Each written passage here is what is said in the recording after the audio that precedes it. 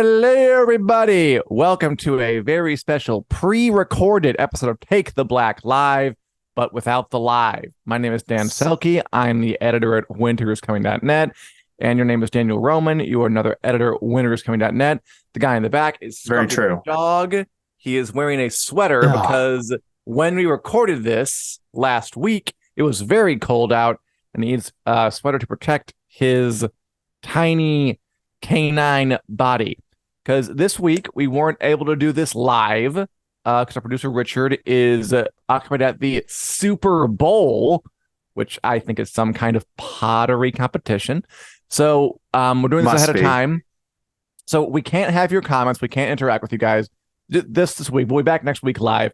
But we thought we still wanted to give you a show. So Dan and I are going to talk amongst ourselves about a topic that is I think a going concern: the pending apocalypse in the world of television, specifically for fantasy dramas, the likes of Game of Thrones, House of the Dragon, The Witcher, The Wheel of Time, and so forth. Daniel, what am I talking about? You're talking about this big fantasy and sci-fi TV boom that we've had. God, Scruffy looks so good back there. It's keeping him warm, but it's also making him look stylish. So we've had this big boom in fantasy and sci-fi TV since Game of Thrones. Like, we can pretty much tie it to the success of Game of Thrones that this has happened. And the big question that's on our minds, or a big question, is when's the bubble going to burst? All these studios have been, shelling out record amounts of money on these shows. Stranger Things had a budget for season 4 of like 30 million an episode, 20 million, some obscene amount that was way more than, if we went back 10 years, it would be really, really rare to impossible to see a show with that kind of budget. And then you've got The Rings of Power, which needs her 4-story trailer with central air, indoor plumbing, and that's right, a diamond tiara rack. I bet her trailer is not that ostentatious, but I'm going to imagine it is.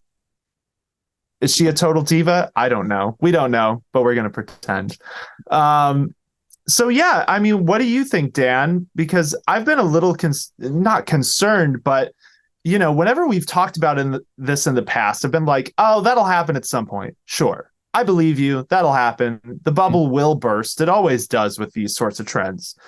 But I feel like we've had a few warning signs that it might be kind of on the horizon sooner than I expected.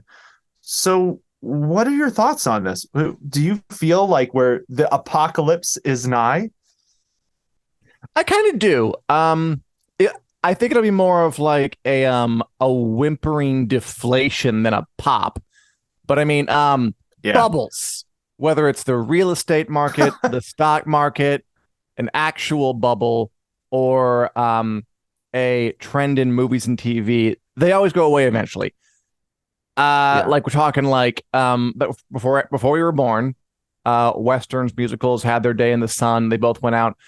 And like you said, Game of Thrones was this giant hit. And since then, for a while, we just keep getting these new shows over and over and over, some of which people have forgotten. Remember the Shannara Chronicles? Oh, sure. I don't.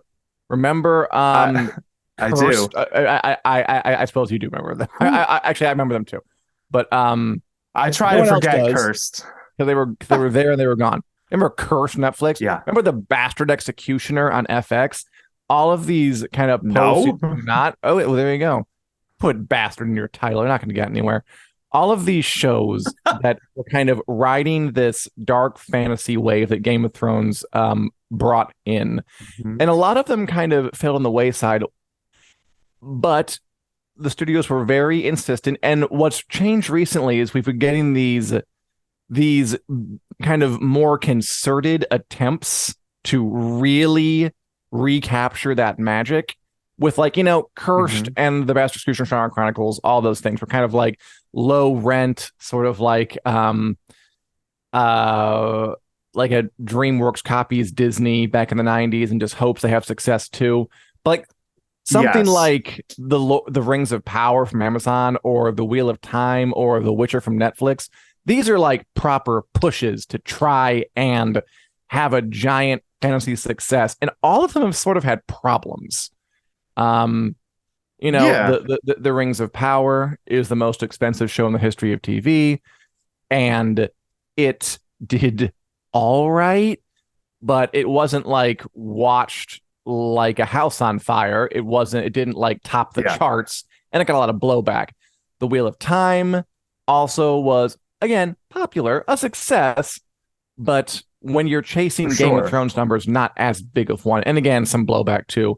The Witcher is I don't know what's going on with The Witcher. It's sort of just sitting before our eyes. Although again, Yeah. all of this is a lot of resources, and all of this is stuff people really put a lot of time into, and they're all hits. But I think we're getting to a point where they're all going to look at these shows and be like, I mean, it's been successful, but without like becoming a phenomenon. I bet they're going to ask themselves, could we have this level of success with like, why don't we revive the 90s sitcom? That'll be a lot cheaper and could be just as watched.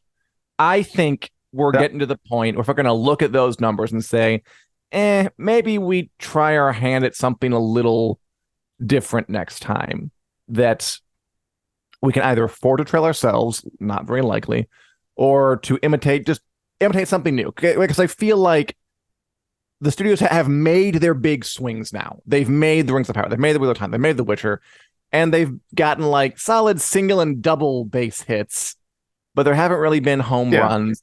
And I feel like when you spend that much money, you want a home run or nothing. And I'm betting some are going to get ready to move on in the nearest future. Yeah. I mean, it's hard because, the goalposts shift, right? So, like, Mhm. if their budgets and everything that went into making these shows were not as astronomical as they seem to be, they probably would be considered a success, like you said. Like, you have something like Cobra Kai. I don't know what the budget is Sure. for Cobra Kai, but it clearly does really well because Netflix keeps renewing it. It turns around seasons pretty quick, and it's got to be relatively quick to make. Um, Yeah. so Relatively speaking. it is interesting to think about, like, at what point does the investment become not worth the return? And I think the tricky thing about this is thinking of it solely in those types of very businessy terms. I almost feel like is part of the problem, because Amazon's Lord of the Rings show, that's a pretty good example of, it felt they had all the money in the world to make this thing. Yes, they What do. it kind Still of lacked was like the spark, and maybe a Craig Mazin to come in and say, you guys have a real big problem. Because it was similar to Game of Thrones' first pilot, which had very inexperienced showrunners. HBO No. brought in experienced people. I don't think it was Mazin; it was someone else. They brought in Yeah, I mean, to Mason help was the fix one who it. was like, Mazin "Hey, just this told pilot them it sucks. We're was gonna do messed something." up. Yeah.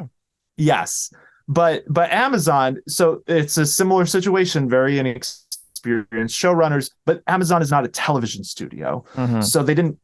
The navigation of that as an issue is something that I don't know that Amazon had the experience to find their way through the way someone like HBO did. Mm-hmm. You look at The Witcher on Netflix. That's another pretty great example of Netflix really wanted a big fantasy phenomenon. They went all in on making it an expanded Witcher universe.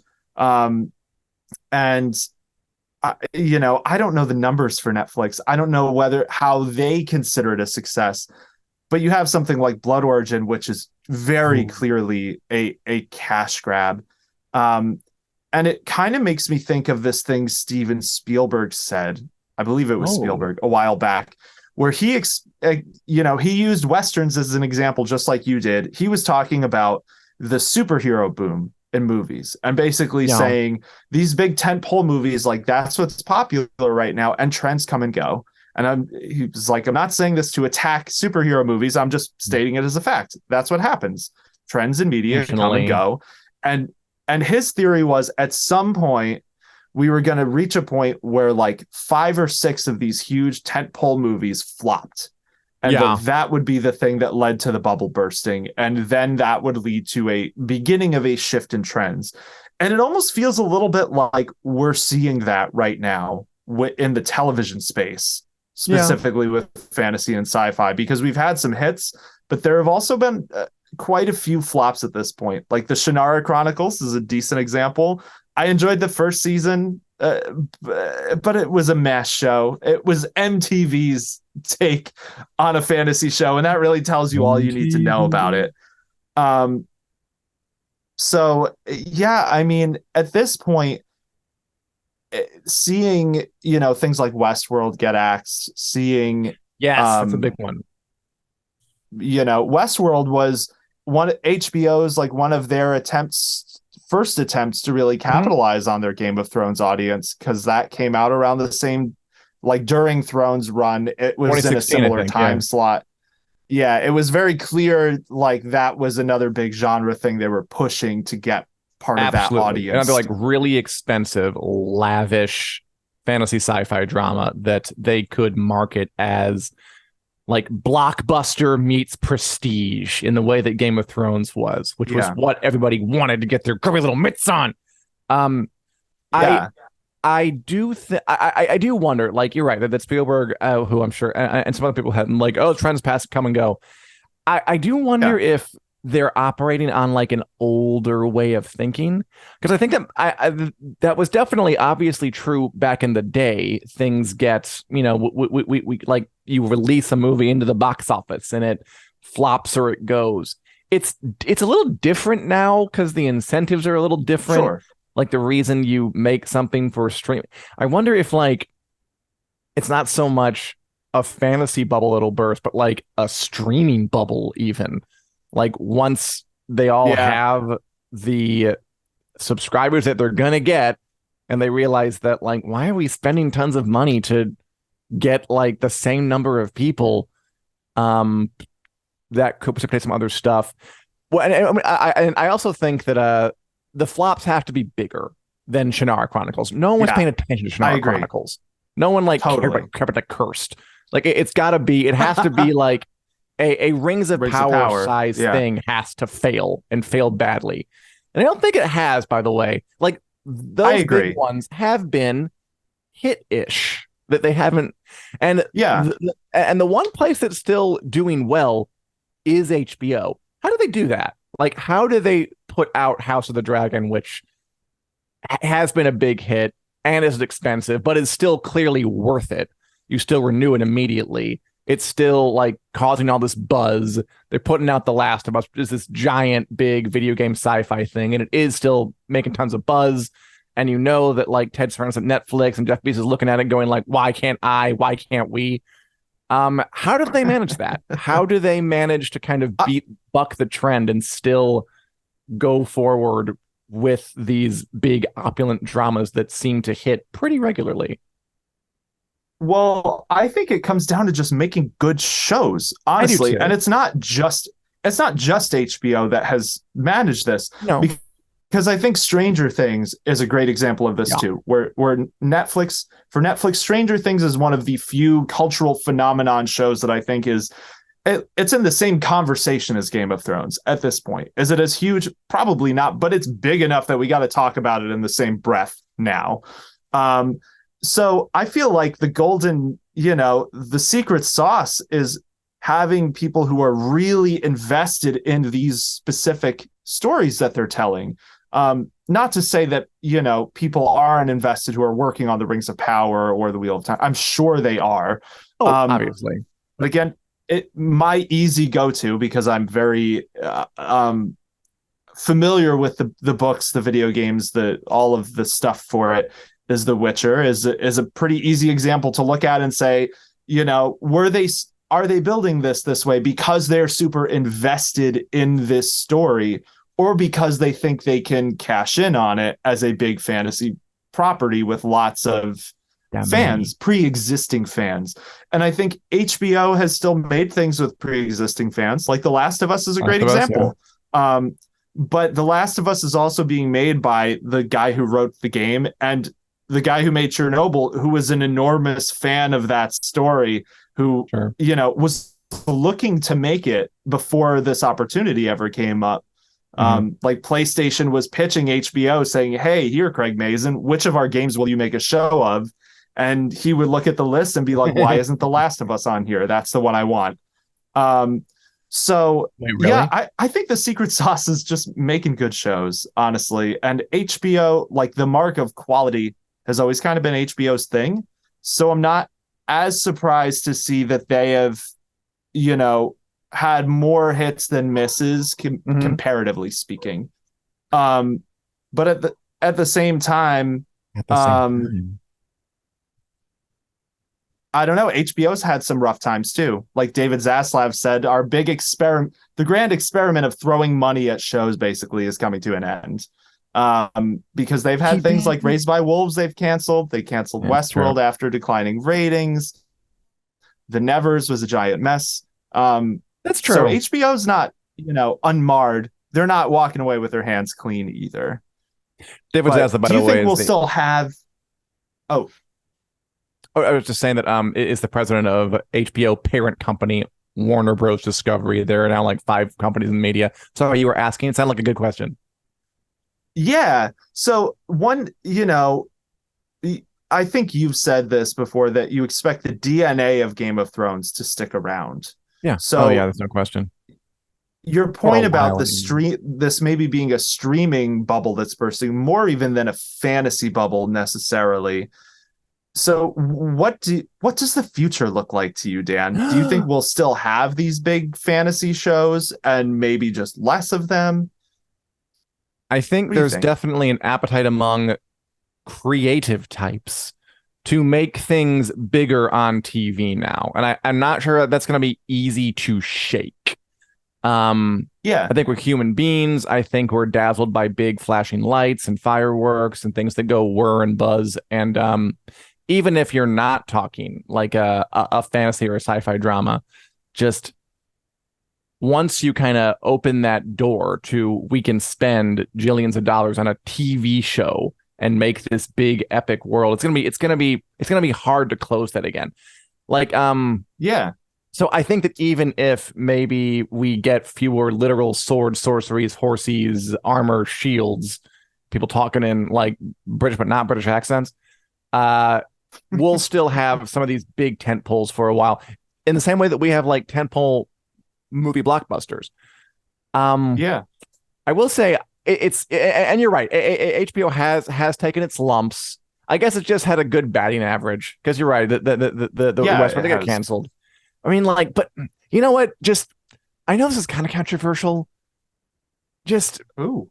we don't like the cold hard business people who come in and step on the creative people's dreams, but I mean, Westworld sucked. Like, so maybe sometimes there should be a cold hard business person to say like that's not working. Like it just like no one's watching it, and the people who are watching it don't like it. Like I should stick around. Um, I wish the Nevers could have kept going. That Yeah. was kind of too bad, but that had lots of problems beside that. And I will say too, it's not just good shows. Like Apple TV Plus has things like Oh Severance, For All yeah. Mankind, which are great shows. I haven't watched that one yet, full disclosure, but For All Mankind is wonderful. And they're both expensive. They're both sci-fi Yeah. shows, they're both high concept. They're both really kind of, different and cool and innovative. They're not too widely Hmm. watched because it doesn't have that kind of marketing push. HBO kind of has the reputational value too of like decades of like the place you go for prestige television and The Sure. Wire and Yeah. Sopranos and the I don't know Sex and the City and the Oz. Um, they're just kind of an island unto themselves. It's hard to touch them. Although, and then Stranger Things, yes, it's definitely a big success over there.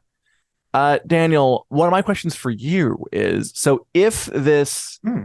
kind of big fantasy boom, sci-fi boom is coming to a middle or maybe even an end, what does Hollywood still need to adapt while the window remains open?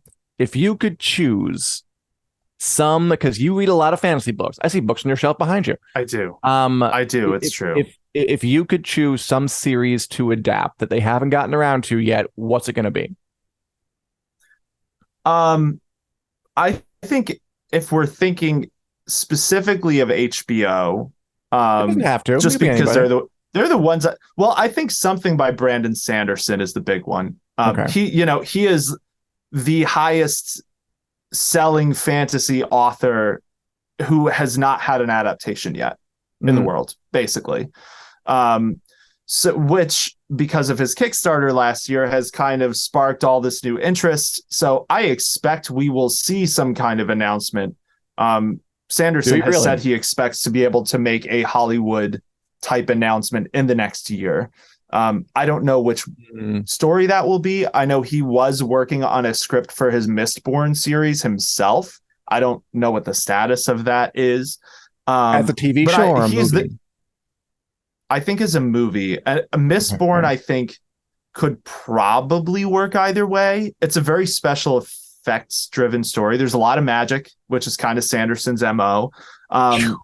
The Stormlight Archive is his really big one, but it's so hard to imagine how a studio could even tackle that, because it is a huge series, and it kind of, with these stories, they make the most of the medium they're in. And I think Stormlight Archive is one of those where it does things you can only do in a book enough that it's hard for me to really wrap my head around how it would make the leap to TV. And they're huge books. But yeah, setting Sanderson aside, I think HBO stuff that should get made, Fonda Lee's Jade City, or the Greenbone Saga is the name of the series. That's basically like gangster Yakuza story meets like urban fantasy. I don't know why HBO hasn't made that yet, honestly, because it's like their brand to a T. It's Sopranos, but fantasy. Like, why haven't you made this, HBO? That and Joe Abercrombie's First Law are the two big ones that always come to mind for me. What's that about? So First Law is about this thinking man's barbarian named Logan Ninefingers, who basically gets roped into this political quest type thing. It is a very dark, seedy type of fantasy story. And what I would say about Abercrombie's work in general is that, so in the early 2000s, publishing went through this same trend that we're seeing now in television, fantasy publishing, where basically A Song of Ice and Fire came out, and a lot of publishers wanted A Song of Ice and Fire, but shorter or easier to do, easier to sell and more profitable, because shorter books are less money to print. Sure. Sanderson talked about this, how he had a hard time breaking in because everyone wanted another George R.R. Martin, like dark, gritty fantasy. And basically what they wanted was Joe Abercrombie, because he writes in that same exact type of vein. So yeah, I think HBO should just, take the lesson from the history book here from book publishing and just skip this painful process of false starts and just make First Law. Would you want to adapt like those two, the Fond series and First Law, before a Sanderson book? Or do you think Sanderson deserves an adaptation? I think most studios would. So this is going to be hard for me to say. I think Sanderson deserves an adaptation. I think he has the built-in audience. I think the Kickstarter proved if they made Sanderson movies, they would obviously do well. But he doesn't want them to be bad, like garbage movies. So that's the tricky balance. I think doing Greenbone Saga or Joe Abercrombie, doing something like that before Sanderson, I think they'd be easier to do as shows. And honestly, I think they'd be better shows. It's easier to imagine Brandon Sanderson. You heard it here, folks. Okay, go on. I love Brandon Sanderson. He's one of my favorite authors. But I think Fonda Lee's writing and Joe Abercrombie's writing and those stories they're telling, it's easier to imagine them making the leap to a television medium. I think there are things about the way they write that might translate even to really, really good shows. And I think that's part of why Game of Thrones was as successful as it was too, because people forget George R.R. Martin was a TV writer for a decade. Yeah, that's true. And in terms of how he does the beats in his novels, there are things that translate to television that he kind of brings into his books that not every author does. Yeah, that's true. So yeah, that's my hot take. I'd love to see Sanderson, but someone please make a Fonda Lee or Joe Abercrombie series first. It would probably be a really good show. Either of I have one other those. question about that, but I'm reading Time of Contempt right now by Anna Sapkowski Yes. of the Witcher book, and sometimes I'm sure that you read books too, and I'm reading them and I'm like, this feels like he watched movies and then wrote this out like an action scene in a movie. And somehow George R. R. Martin manages Yeah. to be both very cinematic, but the books don't feel like they're teleplays. It's a Yeah. hard balance to get right. But okay, I'm about to, okay. Totally. I haven't read Sanderson. I really need to. I intend to. This is my last question about this because I'm just curious because maybe that's why he hasn't had an adaptation, even though he is like I know his name. Like he's a big deal, but Yeah. it's surprising he hasn't had anything bite. What about it is hard to adapt, in your opinion, as opposed to a Joe Abercrombie or a Fonda Lee? Honestly, I think a big part of it is how magical his worlds are. Okay.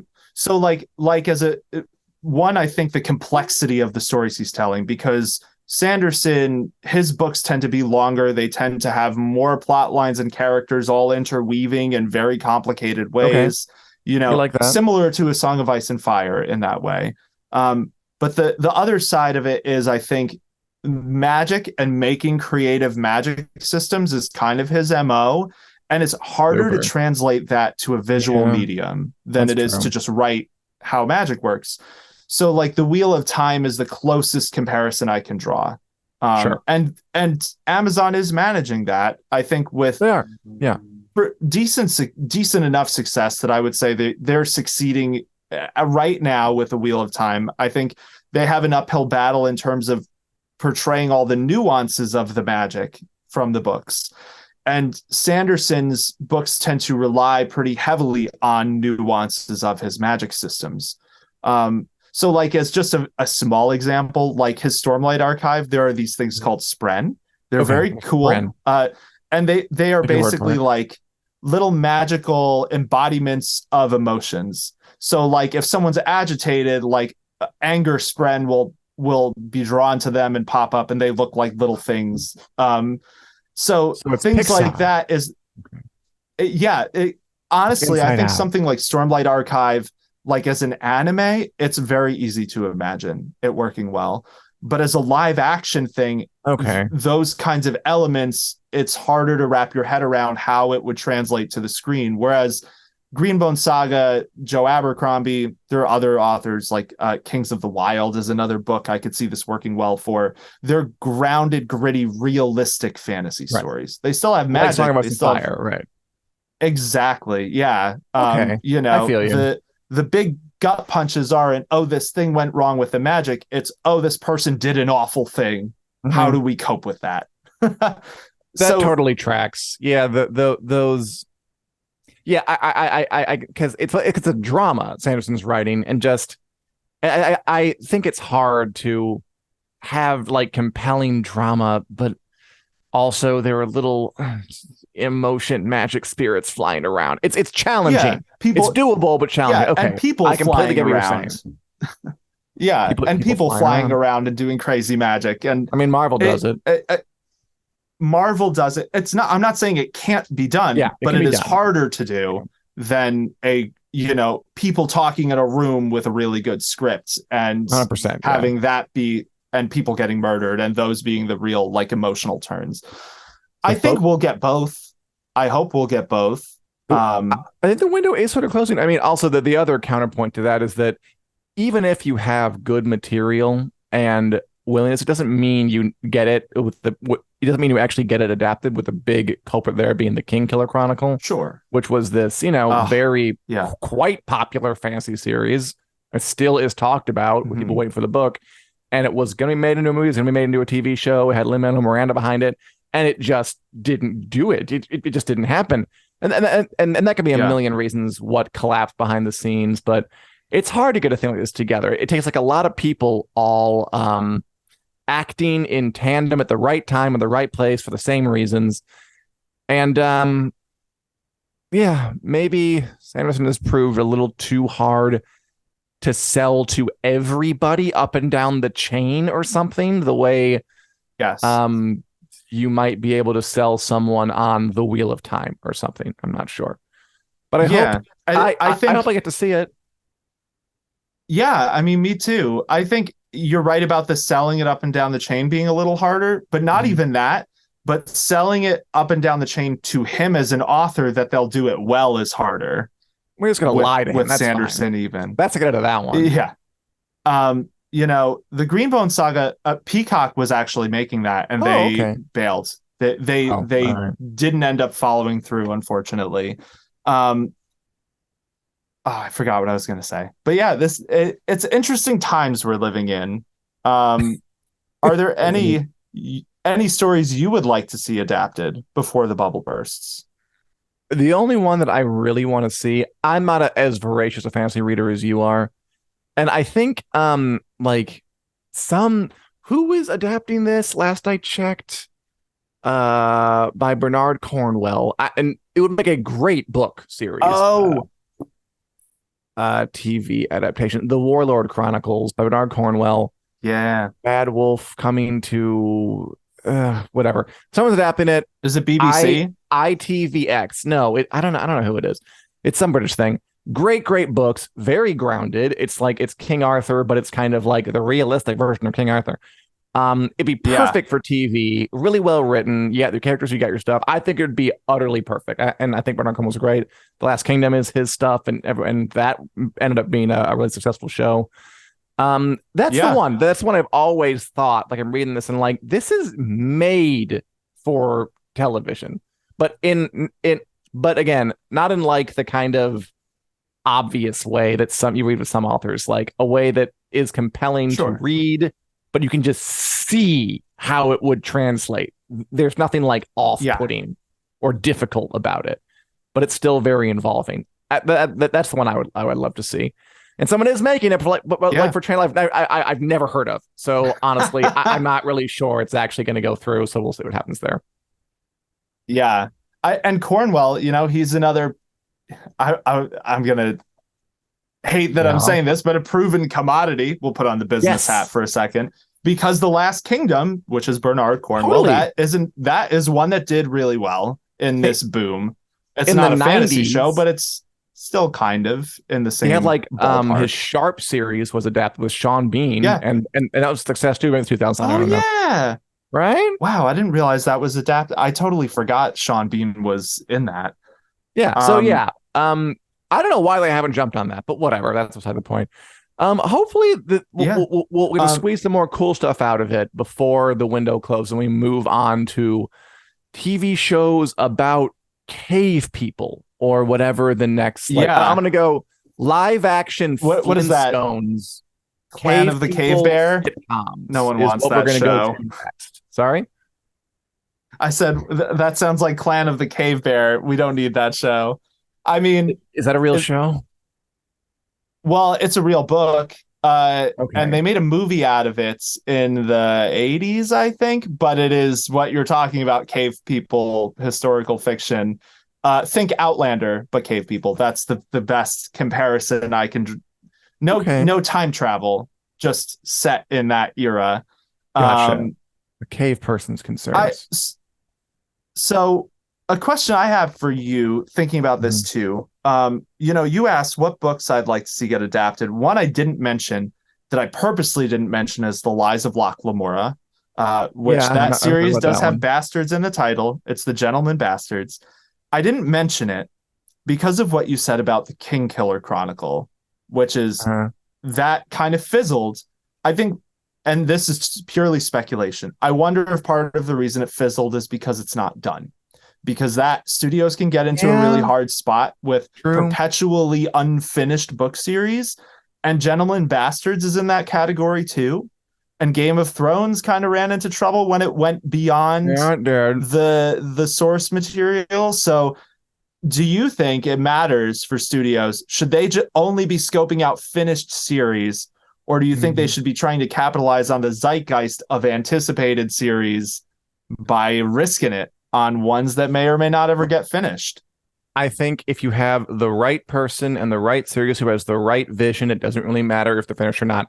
Like Game of Thrones, yeah, after it ran out of book material, it had some blowback. It didn't have to. I know exactly what they should have done. If I Yeah, were there, it would have been perfect. of course. Um, Of course. um, especially there if you have like a lot of runway, if you just get good creative people who have the right mix of respect the source material and care a lot about it, but do your own thing Yeah. when you have to and forge your own direction.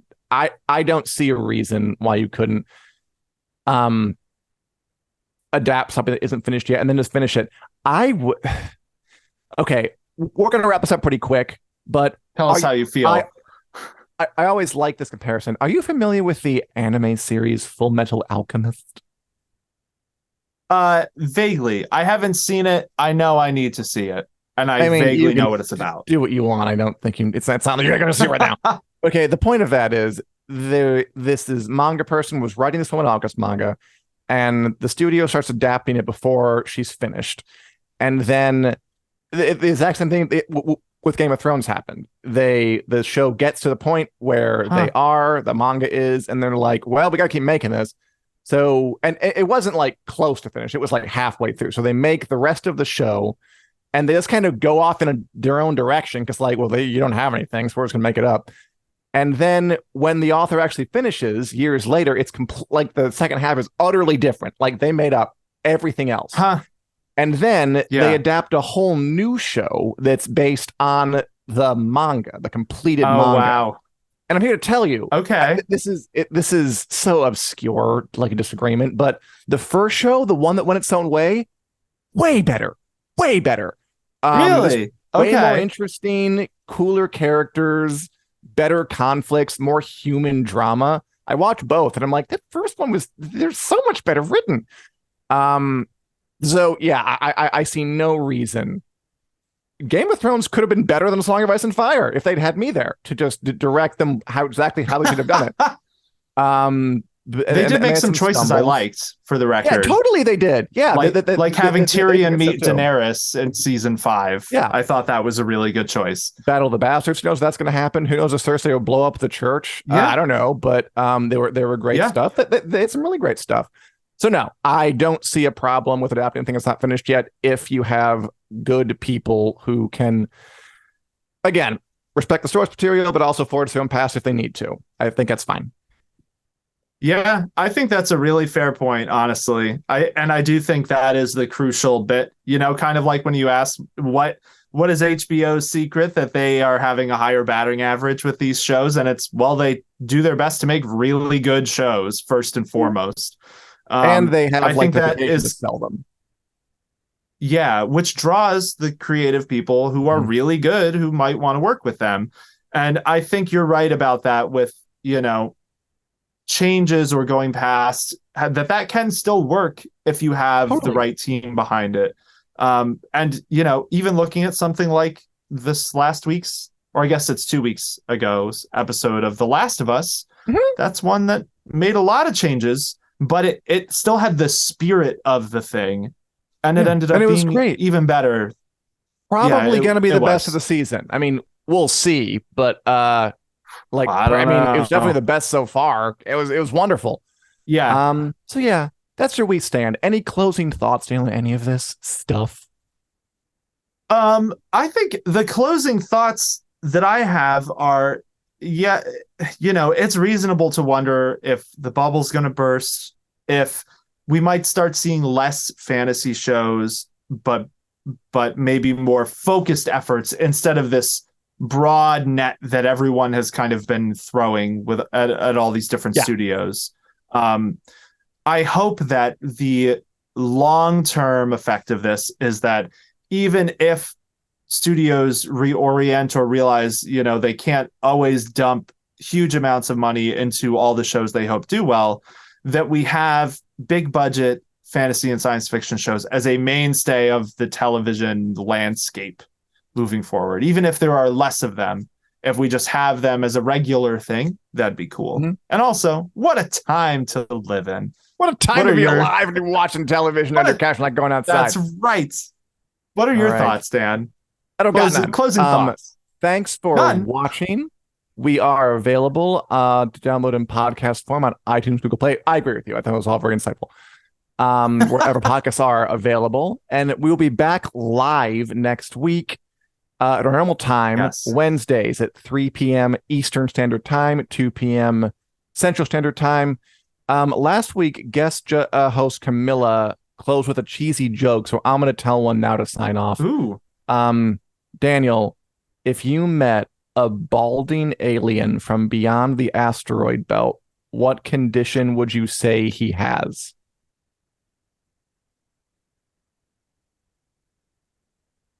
I have no idea. Male Saturn baldness. Okay, I'm out. Oh my God. Have a great day. See you next week. Bye. Adios.